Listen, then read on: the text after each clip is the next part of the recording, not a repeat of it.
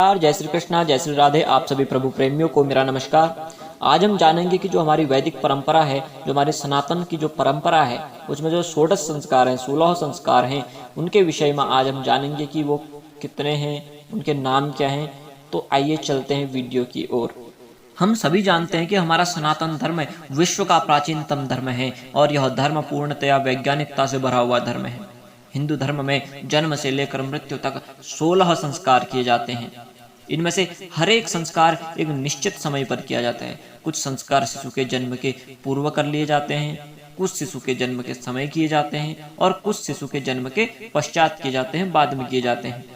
इस संबंध में महर्षि वेदव्यास जी कहते हैं कि गर्भाधानम पुंसवनम सीमंतो जात कर्म च नाम क्रिया निष्क्रमणे अन्नाशनम वपन क्रिया कर्णवेदो व्रतादेशो वेदारंभ क्रिया विधि केशांत स्नाहमुद्वाहो विवाग्नि परिग्रह त्रेताग्नि संग्रहश्चेति संस्कारा षोडश स्मृताः। अर्थात जो संस्कार है वो 16 है। पहला आता है गर्भाधान संस्कार, दूसरा पुंसवन संस्कार, तीसरा सीमंतोन्नयन संस्कार, चौथा जातकर्म संस्कार, पांचवा नामकरण संस्कार, छठा निष्क्रमण संस्कार, सातवां अन्नप्राशन संस्कार, आठवां चूड़ाकर्म या मुंडन संस्कार, नौवां कर्णवेद संस्कार, 10वां यज्ञोपवीत या जनेऊ संस्कार, 11वां वेदारंभ संस्कार, 12वां केशांत संस्कार, 13वां समावर्तन संस्कार, 14 विवाह संस्कार, 15वां विवाहाग्नि संस्कार और 16वां अंत्योष्टि संस्कार। तो ये हैं 16 संस्कार जो हमारी वैदिक परंपरा में जन्म से लेकर मृत्यु तक किए जाते हैं। इनके विषय में हम थोड़ा थोड़ा जान लेते हैं शुरू से। आइए, इसमें पहला संस्कार आता है गर्भाधान संस्कार। गर्भाधान संस्कार इसलिए किया जाता है इससे हमें सुयोग्य संतान की प्राप्ति होती है। तो ये था गर्भाधान संस्कार। दूसरा होता है पुंसवन संस्कार। यह संस्कार गर्भाधारण के 2-3 महीने के बाद किया जाता है। तीसरा होता है सीमंतोन्नयन संस्कार। यह संस्कार गर्भ के 6ठे या 8वें महीने में किया जाता है, क्योंकि इस वक्त बच्चा सीखने योग्य हो जाता है और माँ को चाहिए कि वह अपने रहन सहन आचार विचार को ठीक करे, व्यवस्थित करे, ताकि बच्चा भी वही सीखता है जो उस वक्त माता करती है। तो जैसा आप उस वक्त आचार विचार रखेंगे, बच्चा भी उसी प्रवृत्ति का होता है। तीसरा जो संस्कार आता है वो है जातकर्म संस्कार। शिशु का जन्म होते ही यह संस्कार किया जाता है। इस वक्त उस बच्चे को सोने की चम्मच में शहद और घी चढ़ाया जाता है। ठीक, उस वक्त शहद और घी चटाते हैं क्योंकि शहद कफ को नाश करता है और जो घी होता है वो वात और पित्त का नाश करता है।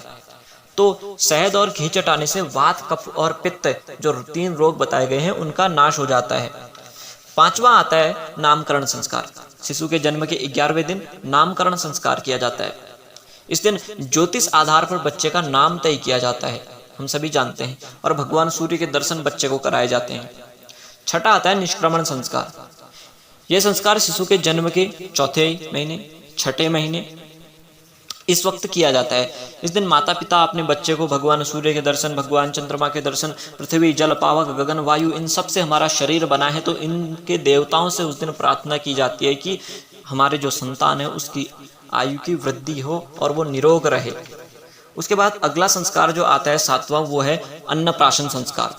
देखिए, अन्नप्राशन जो संस्कार होता है, इस संस्कार में जब बच्चा 6-7 महीने का हो जाता है तो उसके दांत निकलने लगते हैं और उस वक्त उसको पहली बार भोजन कराया जाता है। उसको मिष्ठान्न, अन्न, इसका उसको खिलाया जाता है। उसको भगवान को भोग लगाने के पश्चात उसका अन्नप्राशन किया जाता है। अर्थात जब से माता के गर्भ से आया होता है तो उसी दिन पहली बार वह भोजन को चखता है, उससे पहले वह दूध पर ही जीवित रहता है। 8वां जो संस्कार है वो है मुंडन संस्कार, या हम इसे चूड़ाकर्म संस्कार भी कहते हैं। जब सिर के बाल प्रथम बार उतारे जाते हैं, माता के गर्भ से आने के बाद जब प्रथम बार सिर के बाल उतारे जाते हैं तो उसे हम मुंडन संस्कार या चूड़ाकर्म संस्कार कहते हैं। यह संस्कार शिशु के जन्म के 1 वर्ष में किया जाता है, 3 वर्ष में किया जाता है और 5 वर्ष या 7 वर्ष के पश्चात किया जाता है।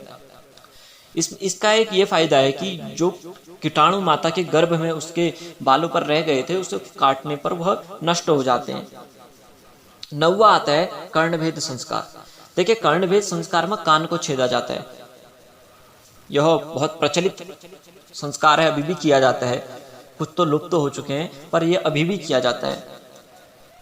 देखिए, इसको छेदने के पीछे 3-4 कारण है। पहला कारण है आभूषण के लिए, दूसरा कारण है राहु और केतु की जो बुरी नज़र है उससे बचा जाता है, इससे ज्योतिषानुसार ऐसा कहते हैं। तीसरा होता है मस्तिष्क में जो रक्त का संचार है वो अच्छा हो जाता है। चौथा, श्रवण की शक्ति इससे बढ़ती है। अगला जो संस्कार आता है 10वां, यज्ञोपवीत या जनेऊ संस्कार। देखिए यज्ञोपवीत में 3 सूत्र होते हैं, ब्रह्मा विष्णु महेश, ये 3 के प्रतीक हैं। इससे बल ऊर्जा और तेज प्राप्त होती है। देखिए जब जनेऊ संस्कार होता है तो हमें एक जनेऊ धारण कराई जाती है। इस दिन से हम वेद शिक्षा लेने के अधिकारी बन जाते हैं, शिक्षा प्राप्त करने के अधिकारी बन जाते हैं और भी कई चीज़ों के हम अधिकारी बन जाते हैं। इसी दिन हमें गायत्री जाप की विधि भी बताई जाती है। देखिए हमें द्विज कहा गया है। पहला जन्म हमारा तब होता है जब हम माता के गर्भ से आते हैं, दूसरा जन्म हमारा तब होता है जब हम जनेऊ संस्कार होता है हमारा, इसलिए हमें द्विज कहा गया। हमारे 2 जन्म होते हैं, एक जिस वक्त माता के गर्भ से आते हैं उस वक्त, और दूसरा जब हम जनेऊ धारण करते हैं, जब हमारा जनेऊ संस्कार होता है तो हमारा दूसरा जन्म होता है। तो ये था यज्ञोपवीत या जनेऊ संस्कार। देखिए मैं तेजी से बोल रहा हूँ, आप ध्यान से सुनिए, क्योंकि इन 16 संस्कारों को एक ही वीडियो में बता पाना अच्छा नहीं है, क्योंकि वीडियो बहुत लंबा हो जाएगा। तो मैं शॉर्ट में आपको जल्दी जल्दी इनके बारे में बता रहा हूँ। अगर आप इनके बारे में और वीडियो देखना चाहते हैं, डिटेल से जानना चाहते हैं, तो मैं उन पर एक अलग अलग से वीडियो बना दूंगा उन सब के बारे में। और अब बात करते हैं हम 11वें जो संस्कार है उस पर। 11वां जो संस्कार है वेदारंभ है। वेदारंभ क्या होता है? जब हमारा यज्ञोपवीत संस्कार हो जाता है तो उसके बाद प्राचीन समय में जनेऊ संस्कार होने के पश्चात जो जिसका यज्ञोपवीत संस्कार हुआ है वो गुरु के घर जाता था पढ़ने के लिए, उनके आश्रम में जाता था पढ़ने के लिए। तो ये था वेदारंभ, वहाँ से उसकी वेद की शिक्षा चालू होती थी, उसकी शिक्षा दीक्षा सब वहाँ से चालू होती थी। अगला संस्कार 12वां है जो वो है केशांत संस्कार। देखिए केशांत संस्कार में क्या होता है, जब व्यक्ति या बच्चा जब अपनी शिक्षा पूरी कर लेता है, शिक्षा पूरी करने के पश्चात जब वह वापस अपने घर को लौटता है तो उस वक्त उसके केशों का अंत किया जाता है, उसके केस काटे जाते हैं, उसके बाल काटे जाते हैं। जिस वक्त जाता है गुरुकुल को उस वक्त भी उसके बाल काटे जा रहे हैं, यानी कि समझिए आप, और जिस वक्त आता है उस वक्त भी काटे जाते हैं। ठीक है, तो 13वां जो अब संस्कार की बात करते हैं वो है समावर्तन संस्कार। देखिए समावर्तन संस्कार क्या होता है, जब व्यक्ति या बच्चा अपनी शिक्षा पूरी कर लेता है और दोबारा से अपने घर को लौटता है, समाज को लौटता है, तो उस वक्त समावर्तन संस्कार किया जाता है कि वह समाज को लौट रहा है और उसको उसकी सामाजिक जिम्मेदारियों के बारे में बोध कराया जाता है। तो ये होता है समावर्तन संस्कार। 14वां जो होता है वो है विवाह संस्कार। देखिए विवाह संस्कार जीवन का बहुत महत्वपूर्ण संस्कार है। इस संस्कार में वर और वधू का विवाह कराया जाता है। विवाह संस्कार करने से व्यक्ति पितृ ऋण से मुक्त हो जाता है। तो विवाह संस्कार हमारे जीवन में बहुत आवश्यक है। 15वां जो संस्कार है वो है विवाह अग्नि संस्कार। देखिए विवाह संस्कार में होम आदि क्रियाएं जो की जाती हैं उसमें अग्नि लगती है, उसमें अग्नि जो प्रज्वलित होती है वह औसत्य नामक अग्नि कहते हैं उसे। इसको विवाह अग्नि भी कहा जाता है। विवाह के बाद वर वधु उस अग्नि का घर में किसी पवित्र स्थान पर स्थापित करते हैं एवं प्रतिदिन अपने कुल की परंपरा के अनुसार सुबह शाम हवन करते हैं।